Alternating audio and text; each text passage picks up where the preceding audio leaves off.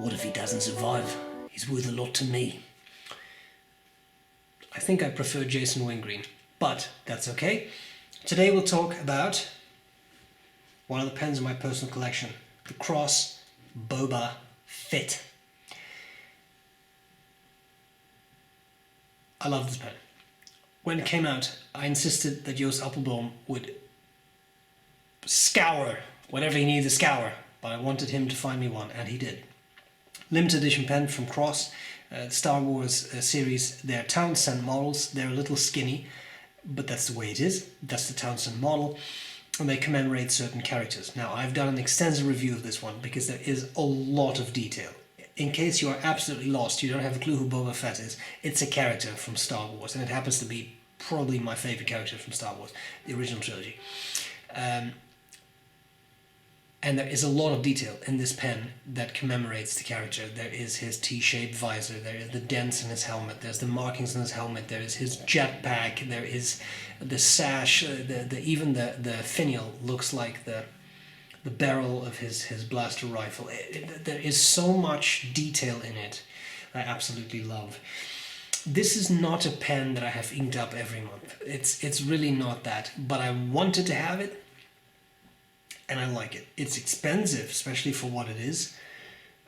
Word has it that the nibs are made by Pelican. I can believe that because it looks like a nib that something like Pelican would do with those scrolls on them, etc. It is an 18K nib, if I'm not mistaken, but I had some issues with the nib. It was a little over polished, but different people have had a look at it over time. It's to the point now it writes the way I really like it. It's skinny. That's the one thing I don't like about it.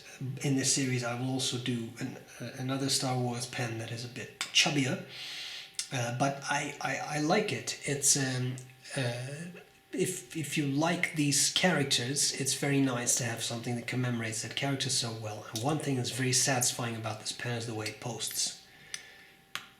Click. It's very solid, and then it also adds a little bit of weight to it, and that compensates a bit for the pen being so skinny in my mind. It is now a very pleasant writer. After some tweaking, it writes more the way I would want it to write. It's the fat, man. What can I say? It's the fat. So if you like these characters, and there's a Chewbacca, and there's a C-3PO, there's all these, like, there's something for everyone. In my case, it was Boba Fett. I love it. I think it's a great pen.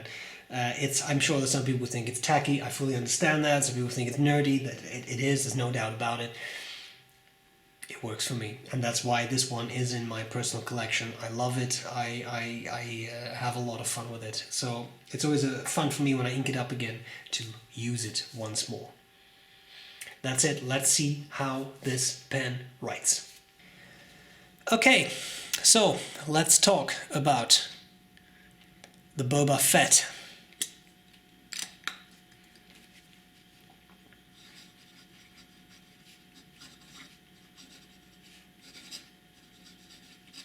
Boba Fett, the nib is an 18K medium, which at this point is a little bit more stubby.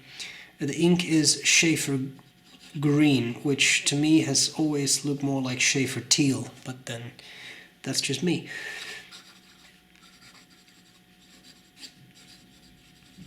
Again, it has in the past occasionally been a bit skippy.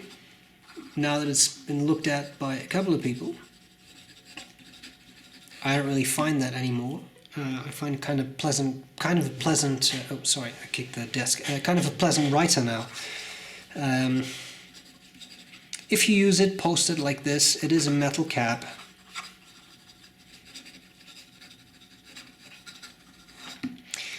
It will get a little top heavy, but it does make it a little less skinny feeling than it is otherwise. It's a pretty nice, somewhat wettish writer, which I like a lot. And again, now that it's a bit stub-like, it has a bit of natural line variation, which is kind of cool. I've really enjoyed this pen.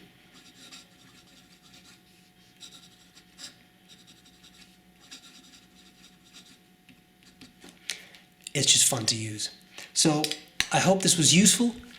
It's a pen that I love using, and I will gladly see you later.